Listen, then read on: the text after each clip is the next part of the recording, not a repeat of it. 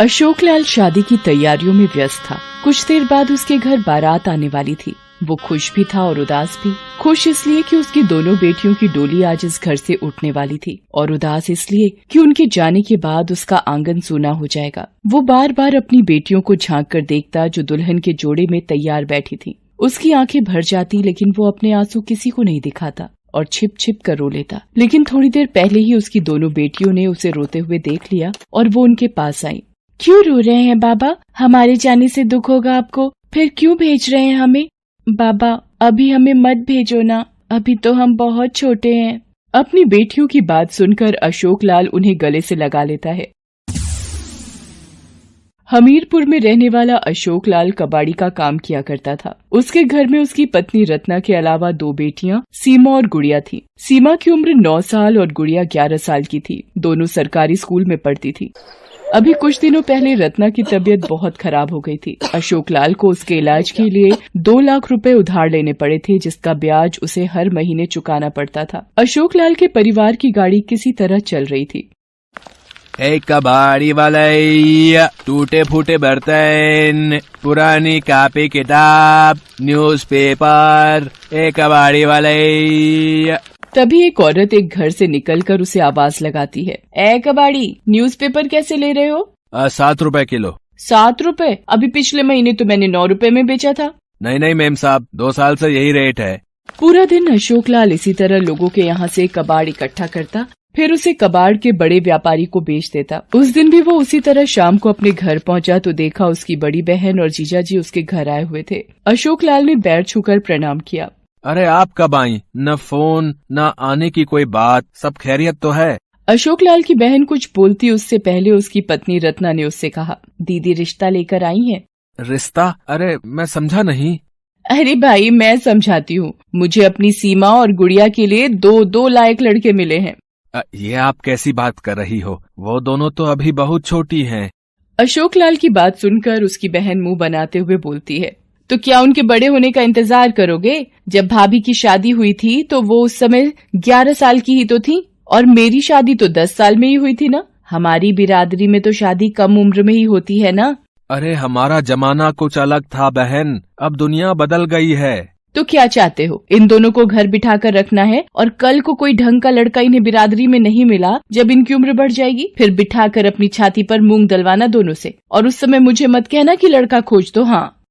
अपनी बहन की बात सुनकर अशोकलाल सिर पर हाथ रखकर बैठ गया। उसे समझ नहीं आ रहा था कि वो अपनी बहन की बात का क्या जवाब दे। देखो भाई, आपकी कमाई कितनी है ये किसी से छिपी नहीं है, और महंगाई का तो आपको पता ही है। कल को इनकी शादी के लिए पैसे कहाँ से लाएंगे? अभी माथे पर खुद इतना सारा कर्ज है, कैसे करेंगे सब? वैसे भी तुम्हें कल भी इनकी शादी करनी है, तो क्यों ना आज ही कर दी जाए?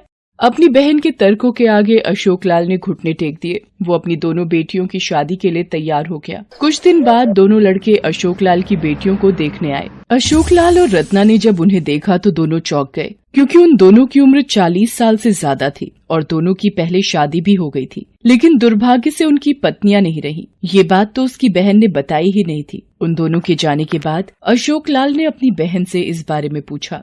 इसी को कहते हैं भलाई का तो जमाना ही नहीं रहा। मैंने 2 लड़के ला कर दिए, जिन्हें शादी में 1 पैसा दहेज भी नहीं चाहिए, और तुम उम्र लेकर बैठ गए। अरे उम्र का क्या अचार डालना है? वैसे भी लड़कों की उम्र नहीं देखी जाती। अशोकलाल और रत्ना मजबूर थे। एक तो पैसों की मजबूरी उनके साथ थी, और दूसरा बिरादरी का दबाव भी था उन पर। वे शादी को तैयार हो गए। 5 दिन बाद शादी की तारीख तय हुई। इधर इन दोनों छोटी बच्चियों को शादी का मतलब भी नहीं पता था। एक दिन जब वे दोनों स्कूल जा रही थीं, तो उन्होंने एक सवाल अपनी माँ से पूछा। माँ, जब हमारी शादी हो जाएगी तो क्या हम स्कूल जाएंगे? उनकी बातों का रत्ना क्या जवाब देती? वो चुप रही। स्कूल में भी सीमा और गुड़िया ने अपनी सहेलियों से अपनी शादी की बात बताई। बच्चों से होते होते ये बात उनकी सुनीता मैडम तक पहुंची। सुनीता मैडम ने उन दोनों को बुलाया और उनसे बात की। जी मैम, हमारी शादी अगले महीने है। ये तुम्हें किसने बोला? माँ ने बताया। हमें तो अंकल देखने भी आए थे। अंकल? जी मैडम, उन्हीं अंकल से तो हमारी शादी हो रही है। उन दोनों की बात सुनकर सुनीता मैम आश्चर्यचकित रह गईं। ये तो सीधा सीधा बाल विवाह का मामला है, जो कि गैर कानूनी है। मुझे उन बच्चियों की मदद करनी होगी। सुनीता उसी दिन अशोक लाल के घर जा पहुंचती है और उन्हें समझाने की कोशिश करती है। अशोक लाल की बहन भी उस समय वहां आई हुई थी। सुनीता ने जैसे ही अशोक लाल को ये शादी रोकने के लिए कहा तो अशोक लाल की बहन चिढ़ गई। माफ करिएगा टीचर जी, लेकिन ये हमारा घरेलू मामला है और आप इनसे दूर रहें तो अच्छा रहेगा। मैं मानती हूँ कि सीमा और गुड़िया आपकी अपनी भांजी हैं, लेकिन ये आपका घरेलू मामला तो बिल्कुल नहीं है। ये सामाजिक मामला है। दोनों बच्चियां मेरे स्कूल की छात्रा हैं और मेरा फर्ज है कि मैं उनके साथ कुछ भी गलत ना होने दूं। ये कैसी बातें कर रही हैं आप टीचर जी? भला शादी में क्या गलत है? शादी में गलत नहीं है, लेकिन कम उम्र में शादी गलत है। ये गैर कानूनी है।